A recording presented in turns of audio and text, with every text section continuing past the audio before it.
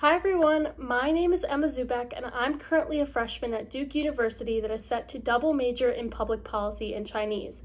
As someone who recently completed the college application process and went through my fair share of interviews, I know how nerve-wracking they can be, especially when you're not used to the specific types of questions that college interviewers may ask. Although interviews are just one portion of the application process, they're an opportunity for you to humanize yourself and stand out among other applicants.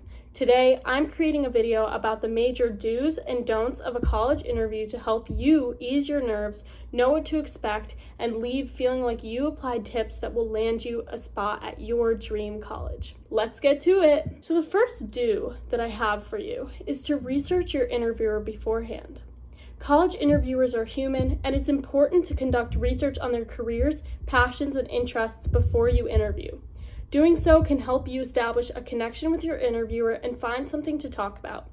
Even if you don't think you have anything in common with your interviewer, don't panic.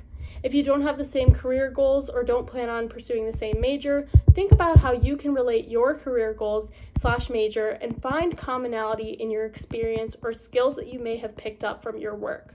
Tip number 2 is connect everything back to your why. Colleges are looking to compose a student body of individuals that are looking to do more than just acquire a degree and attain a high-paying job. They want students who are change makers, who have the ability to identify community issues and take steps towards improving the lives of the people around them. They're looking for passionate people who not only know what they want to do, but also why. Every action and thus every interview answer of yours should reveal some underlying purpose. Remember that it is okay if you don't know exactly what you want to do with your life during your interview. Just talk through your interests and discuss potential goals, but don't feel like every answer has to be set in stone. Ultimately, just figure out the why behind your actions and involvement in high school and reflect this in every answer. Tip number 3 is to practice, practice, practice. A lot of our interview anxiety comes from not knowing the types of questions that will be asked, so I prepared some potential questions for you to prepare beforehand. Number 1, tell me about yourself. 2, why do you want to attend this college? How will attending this college help you achieve your life goals? How will you contribute to our campus community? What are you passionate about?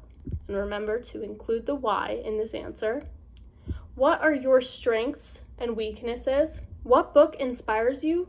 And who do you admire? These questions are designed to get to know who you are beyond what they've already seen from your application. So the best possible way to tackle these is to actually prepare answers beforehand. Don't under-prepare to the point where you don't have an answer, but don't over-prepare to the point that you're reciting a memorized script that comes from your head.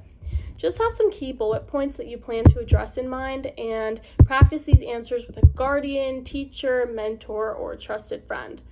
Just remember to be specific in your answers, name programs that you're interested in, and have a logical and concise thought process. It is completely normal to be asked a question that you didn't prepare or that you don't have an immediate answer to. Just take a deep breath, draw on your previous experiences, and connect them back to your passions. Even if you're not sure that you're giving a good answer in the moment, just stay calm and be confident in your response. Tip number 4, know a college's values and what they look for in a student.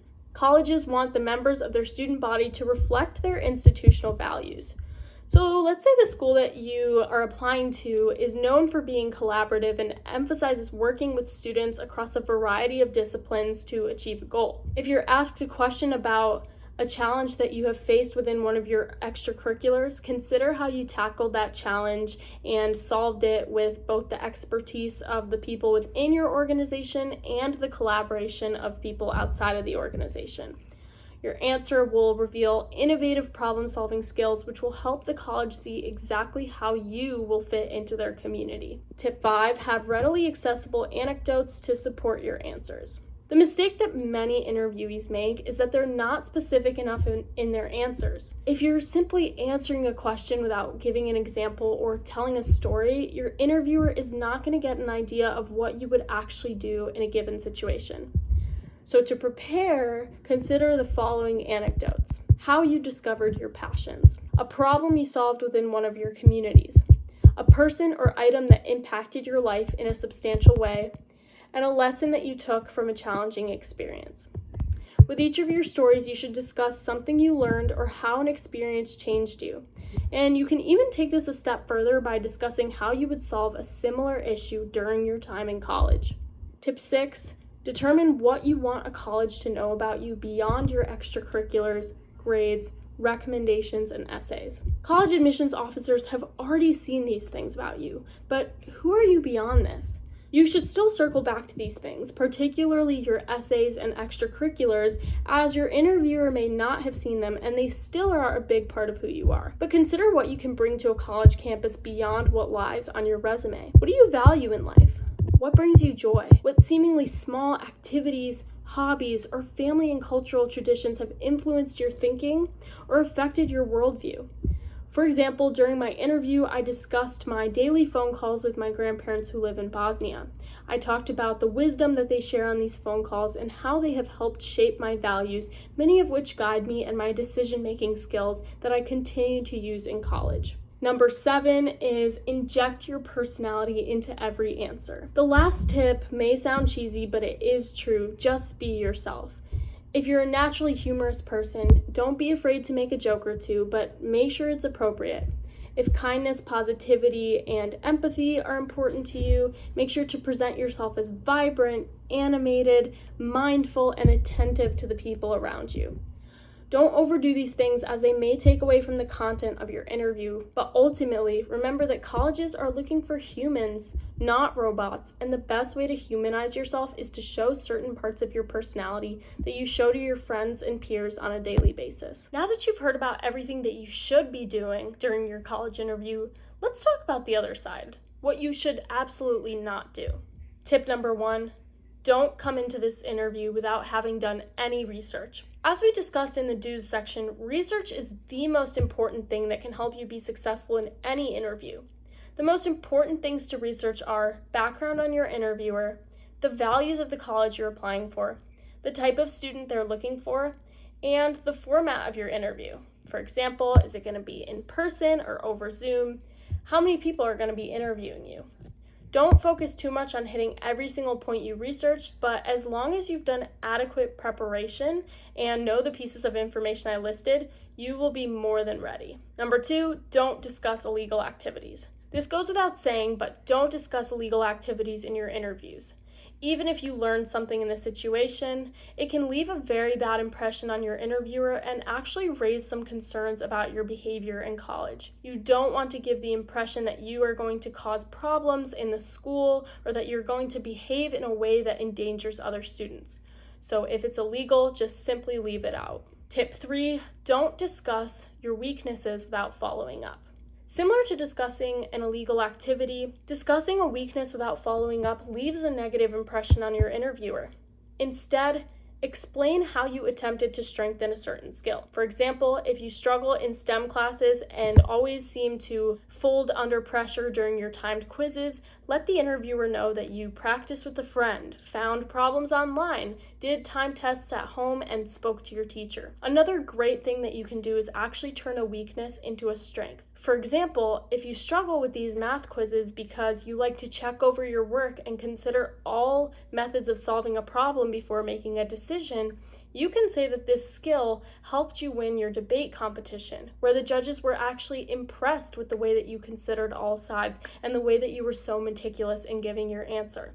Something that is a weakness in one situation isn't always an overall weakness, and showing the interviewer how you were able to turn this into a strength can help leave a better impression than just stating a weakness without following up. Tip number 4, don't act arrogant, ignorant, or misinformed. One of the easiest ways to get rejected from a college is to not be humble. Interviewers definitely want to see your accomplishments, but also they want to see that you are aware of the people and circumstances that have played an active role in your accomplishments. If you founded an organization, yes, definitely talk about the hard work you put into it, but also mention that it would not have been possible without friends that decided to join, the mentees that have allowed you and welcomed you into their school, and the teacher sponsor that made the program possible in the first place. Be especially careful when talking about a volunteer experience. As a volunteer, you're likely entering a community of people whose identity and lived experiences may not match your own. In this case, avoid language that alludes to you saving these communities through your work or enlightening them through your knowledge. Statements like, "From my experience, I realized even poor people are human," sound incredibly ignorant and rude, and will leave the impression that you come from a privileged background and have never interacted with someone who does not share your identity traits. Please make sure to both discuss what you contributed to a community, but also what you learned from it, and be careful to not make the community that you worked with sound like they're incapable or inferior in any way. My last tip for you is don't let your nerves get the best of you. Interviews can be scary, but they can also be a ton of fun. They are a chance for you to talk about the achievements, character traits, and quirks that make you who you are. You're bound to receive a question that you aren't ready for at some point in your life. Remember that it is okay to pause, take a deep breath, and think about the question. Your answers do not need to be perfect. They just need to showcase a sense of awareness about yourself and the world that we live in, and bring an additional layer of your personality into the application process. Best of luck, you will do amazing.